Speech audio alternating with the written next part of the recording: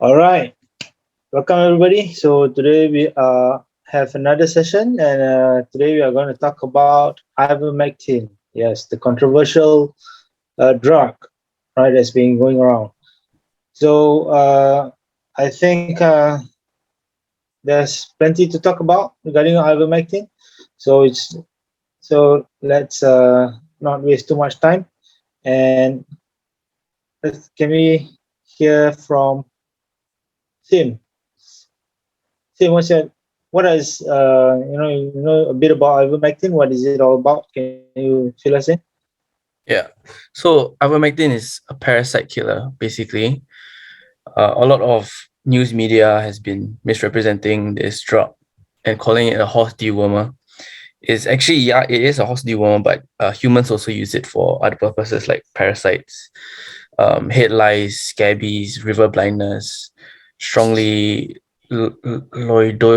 strongly lidosis, um, and other like lymphatic filariasis. Um, so there's a lot of diseases that actually can be treated in humans lah. So I guess to start off, we would ask the obvious question first: if it is a safe medicine for humans to take. For me, what I've found in my research that yes, but it's mostly up to about 200 micrograms per kg of body weight as a single dose. So actually humans can take it and it is safe. But the problem comes when other people who claim to be experts come to advise them on how to take this medicine, and then they overdose or they get into horrible shit in the hospital. Like there was a case in Singapore where this grandmother took, I think, Yeah, one or two tablets, and then she had a very bad reaction to it and she was admitted to hospital. yeah. So in regards to the dosage and the safety, there is a proper way to take it, but whether it's effective or not, I think would be the contentious point of this discussion today lah. Don, what are your thoughts about the whole ivermectin? I think ivermectin is pretty effective based on my research. There was this case on India. There's this state called Uttar Pradesh. It has a population of 241 million people, and that state is right now claiming that they're COVID free ever since they started administrating ivermectin. Yeah. So and only 5.8% of the people there are vaccinated. 5.8%. That's it. Yeah, and as to what Sim mentioned, it all boils down to how you're taking it, the dosage. You have to take in order not to see any side effects, you have to take a very low or normal dosage, depending on the person's weight. Yeah. Anything more than that could result in some side effects. Yeah, I have a question though. So ivermectin is like what Sim was saying, right? So it's actually meant for animals, right? Anti-parasitic medicine for animals. So how do you take it? Is it a bad? I mean, as humans, we want to avoid COVID, or you want to cure COVID, or it was first created for humans, not animals. It was first created to cure river blindness. This disease in Africa, Central America area. You know, when people drink water, they just become blind in Africa because the water is not clean and stuff. It's polluted with parasites and things like that. So it was first created for humans in the 1980s. Yeah. So I and then eventually in today's period, it's now considered a horse dewormer. Yeah. So it just came out of nowhere, and then it's just spreading. It's just known as a horse dewormer drug. okay. Yeah. So if like what you said, right? So there's this state in India, Uttar Pradesh, right? Yeah.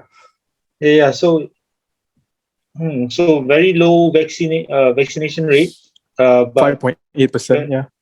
But very low count of COVID, or zero case, right? Zero count. Okay. Yeah. And how ever since they started administrating this, that means before this, we all know about how India went down with COVID. Yeah. Correct. It was crazy. It was all in the news. You could see people walking around with oxygen tanks and things like that, man. But Mhm. now you don't hear anything about India much already, Yeah. It's Yeah. very controlled for some reason. So how do you take this ivermectin? So is it again as a replacement to the vaccine, or is Uh, it the vaccine itself, or is it you take it only after you get COVID, or well, you take it based before you on have my COVID, right? research, no, based on my people who got COVID, Mm. and then when they take this drug, they just recover within 2 to 3 days, regardless of whether they are vaccinated or not vaccinated. Yeah, 2 to 3 days. That's it. I know someone personally who's not vaccinated who took ivermectin in Singapore, and he was okay within 3 days. Oh, Yeah, so he took it after he got COVID. yeah. After he got COVID, there's no reason to take it before COVID. I mean, some would say it's to protect yourself, but really, there's no real reason behind it. You're just wasting it, Yeah. in my So this opinion. goes back. Yeah. Yeah. So this goes back to what I think she was saying, right, about this case in Singapore, this grandmother. Mm, So mm. see, yeah. So did this lady took it when she had COVID, or Yeah, I think she took it I think apparently as a replacement? she did, and then it didn't work, and it made her Mm. condition worse because she had to go to the hospital. I think because of all the reactions or whatever. But I think also coming from like a medical point of view, right? Because that's what I'm also studying. For the claim on India's like effectiveness after using this drug, I think that's very hard to kind of prove because like it becomes a correlation rather than causation. Observation. Like for example, if let's say every day I wear blue and then it suddenly rain, I cannot conclude that, oh, because I wear blue shirts, that's why it rains every day. Right. There's no like logical explanation for that, but it just happens by chance. The problem with like such arguments, right, or such observational studies is that there's so many factors that they cannot control for. So the evidence to say that it's because of this thing is very, very weak. So like for example, right, one of the other confounders or other factors that actually could explain why India's rates has been so low after they started this rollout could be that because the COVID has already wrecked so much of the country and a lot of people have already been infected, right? That they develop the antibodies, so that's why their cases may not be so high as it was in the past due to the peak or whatever. So that could be another reason. So if we really want to test whether these kind of theories hold any weight or have any evidence, right, we would have to do something that's called like a randomized control trial, where so it's basically a very high level evidence kind of basis where they will take two groups and then they will have one control group. So they will give them, like for example, if I want to test whether this pill can make you lose weight, right, I would have two groups and then I would not tell them which group, so they're blinded. I would not tell them which pill that they're taking, okay? And then one group, right, which is the control group, I'll give them a fake pill, I'll give them a sugar pill. And then the other group that I want to test it on, I will give them the real product that I want to sell, and I want to see the results. So I will control for everything. I'll control for their diet. I'll control for their physical activity, so it doesn't mess around with their calories and the intake and all that. And then at the end, right, I would see like what's the difference, and then what could other potential factors be caused by. And I will look at like the overall outcome, and I make sure my outcome measures are like reliable. I make sure, like for example, the weighing scale better not be spoiled, stuff like that, because that could also impact the results. So if they can pass these kind of trials, right, then it will kind of give you a good idea. And from the studies that I've seen, right, like in preprint, which means that when they do these trials but they haven't peer reviewed it yet, they got quite a lot of positive results for ivermectin. But then a lot of them, right, after being peer reviewed, meaning like actual scientists will create all these papers, and then another scientist will come and test his results to replicate it. Because if like how the science and the evidence-based medicine works, right, I think everywhere in the world, it's just like If you want to say something is true, then you must like test it, prove it. Like that's the whole basis of science, right? So what they do is that they will replicate your experiment. Let's say we take the sugar pill thing again, and then we in your initial experiment, right, you found that, oh, okay, this pill is very effective. So if I run the same experiment or I run the same statistics to calculate your results, right? If I find that, oh, there's a lot of errors and that you didn't include this in your statistic protocol, or you actually have used wrong data or false data, then that's when things can get a bit iffy. And there's a lot of controversial things that happen already due to like people having like very mixed agendas, or like they literally make a honest mistake when it comes to like COVID and ivermectin and stuff like that. Over 85 papers on COVID have already been like retracted, and 1/3 of them were all preprints.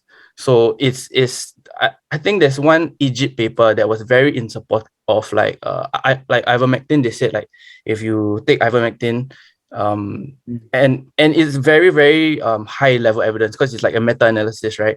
So but it was retracted recently due to fraud and plagiarism. It claimed that ivermectin can reduce death rate by 90%.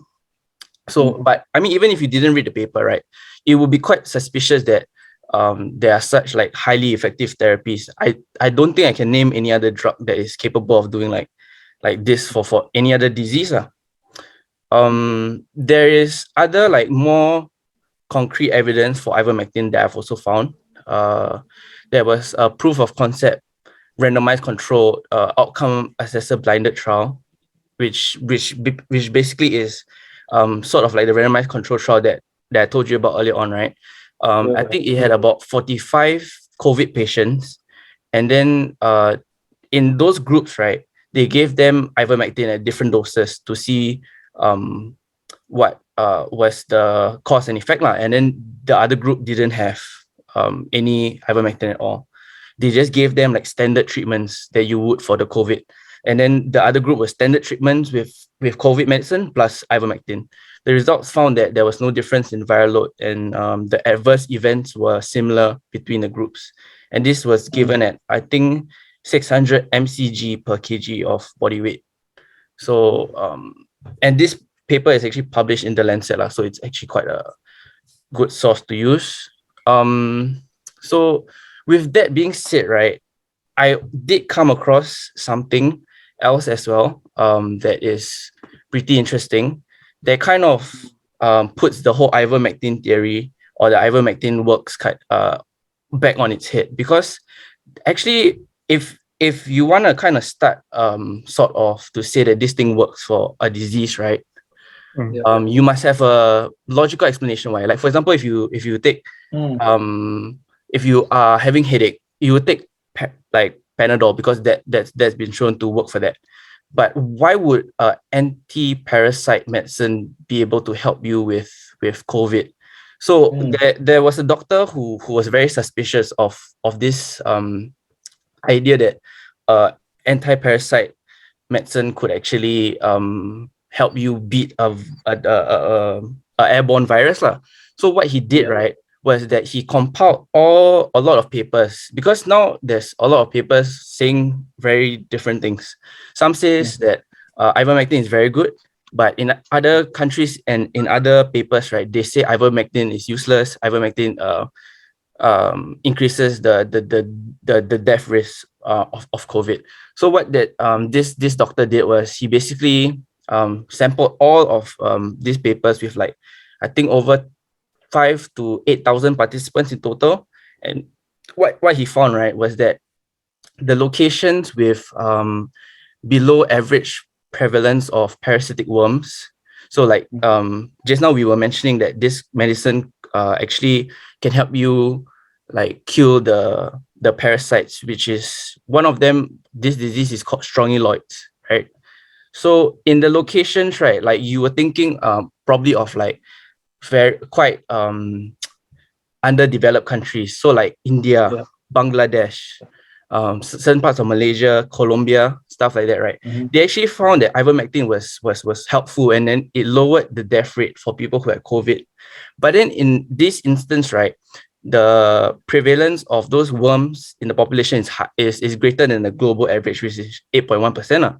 So, and then when he looked at countries with below average prevalence rates of these deadly worms, the ivermectin showed no effect. So he came to the conclusion that ivermectin only works in these kind of places, right? Because these kind of places are infested with parasitic worms. So it's actually the ivermectin stopping the patient from dying because they are killing the worms that they have and not because of COVID.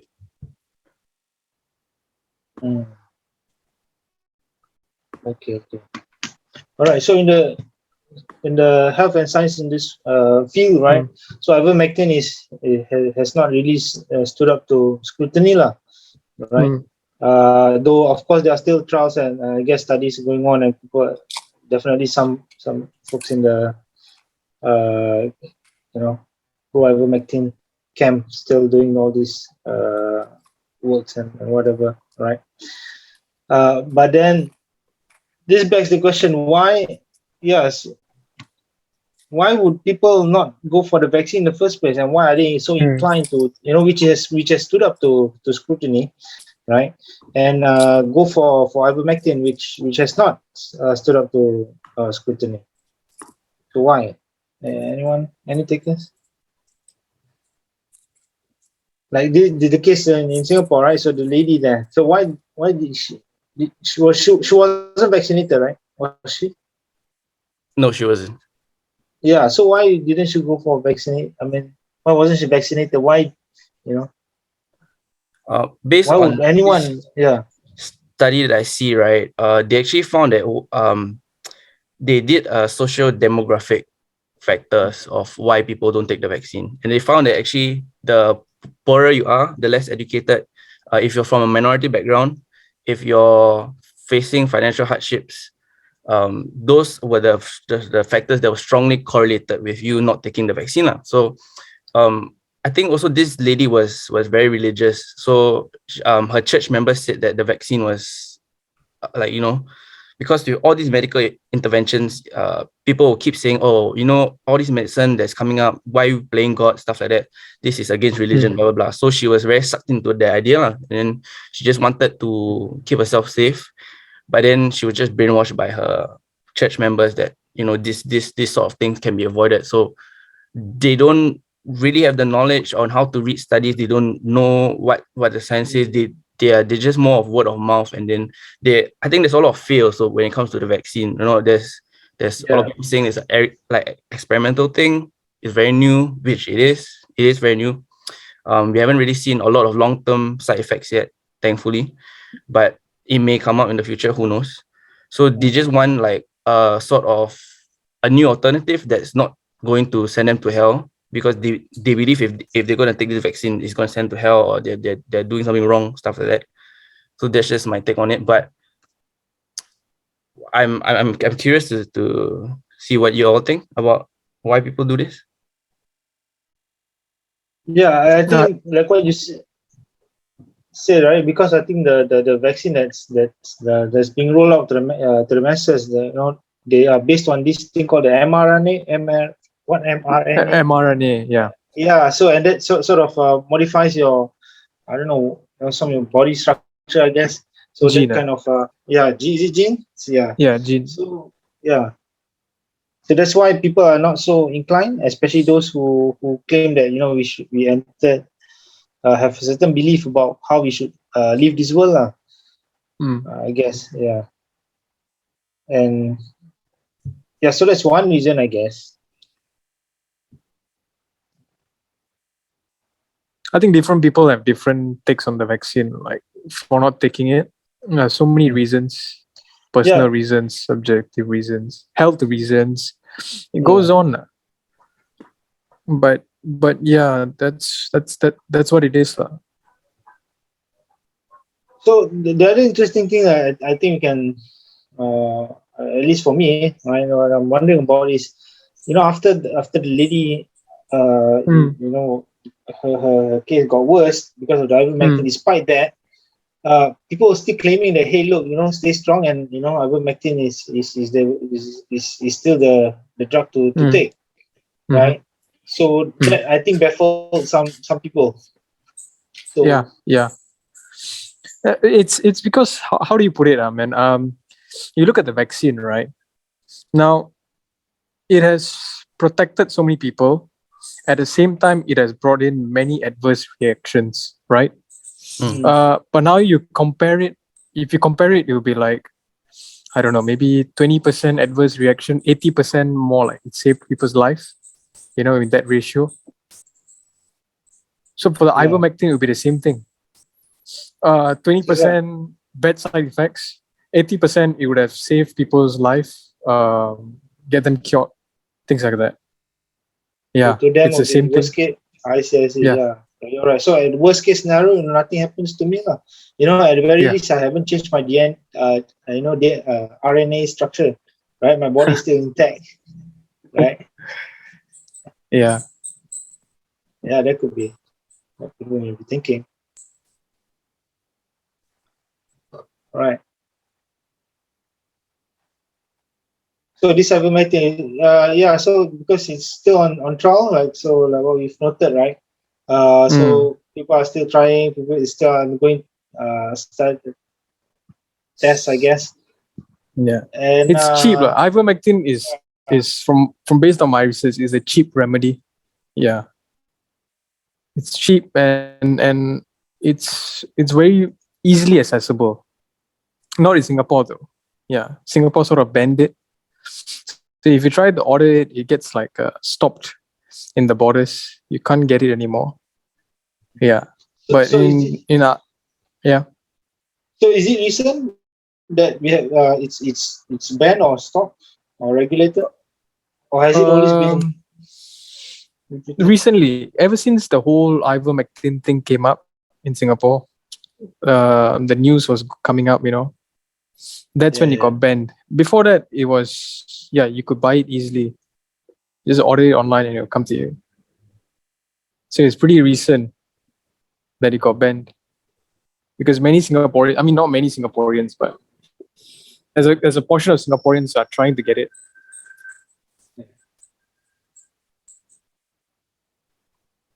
I actually have a friend also. I mean, so he's vaccinated, right? So he went for his first 2 doses, but he's hesitant to take the booster shot. And then again, he brought up this idea about, hey, no, look, I'm hesitant because now after thinking about it, he said, I realized that the vaccination is going to change or has already changed his, like what we were talking about just now, the his DNA, his genes, or I don't know, I'm not a science guy lah. So that sort of stopped him from going for his booster shot. Correct. So, but he said, I don't want to make it worse. Wait. So I'm a bit confused. He thinks the vaccines will change his DNA. Yeah, so that's the whole premise behind the mRNA, right? No. I think he's really confused. So which is why what many people are thinking, and that's why they are not going for the vaccination. Because of this idea of mRNA. It's a different approach lah.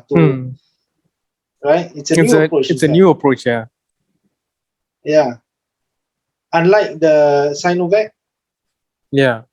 Which is non-mRNA. Yeah. Yeah. It's a more traditional way, lah. Yeah. Correct. So anyway, so my friend, this friend of mine, he's not going for his booster shot because of that. He said he wish he hadn't gone for the first 2 shots, or at least wait until the Sinovac came out. Yeah. Right. So, but so now I'm also. But do you tell him that that's not possible though?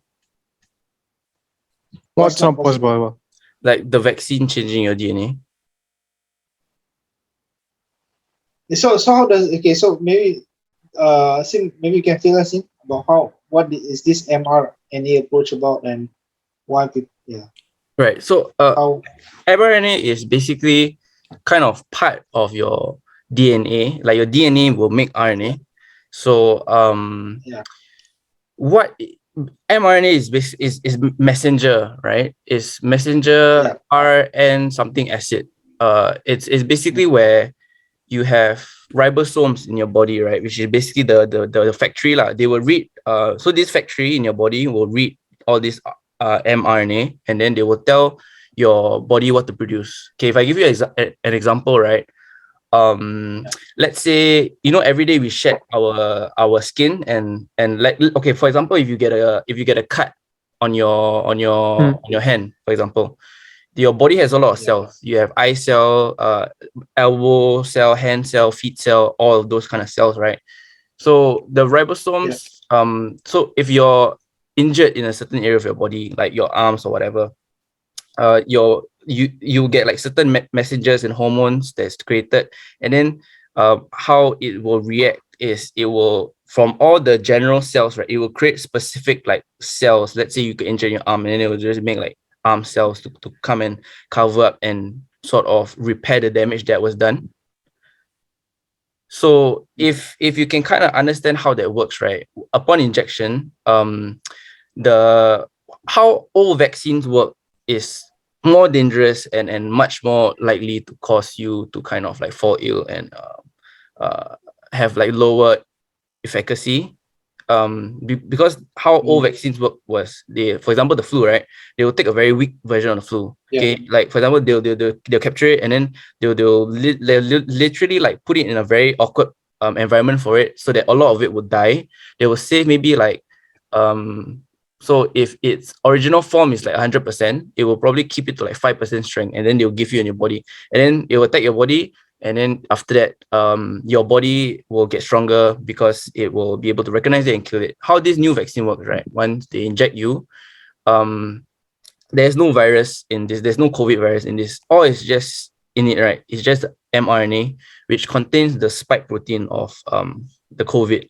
So what that means is, um, they this mRNA, right, which is read by your body's factories, can see the mock structure of COVID. So, for example, if COVID looks like the number 7, they will look like the number 7. They will copy exactly how COVID looks like, but COVID has 9 spike proteins. This current mRNA only has 1 sort of thing. So that's why, right, some people still can get infected with COVID. Because the vaccine only covers a 1 out of 9, but it's still very effective, because it's the main sort of shape of how the COVID cells look like. Because anything foreign that enters in your body, right, it will take a while for your body to process it, especially if you don't know what it is. That's why you see like people with very bad immune system, like the elderly, right, they will probably have worse symptoms, or they will die from it more, or they will have severe sort of infections, because their body takes because of their age and how their immune system is weaker already. It takes a longer time for them to recognize that, hey, shit, this shit is dangerous, you better kill it.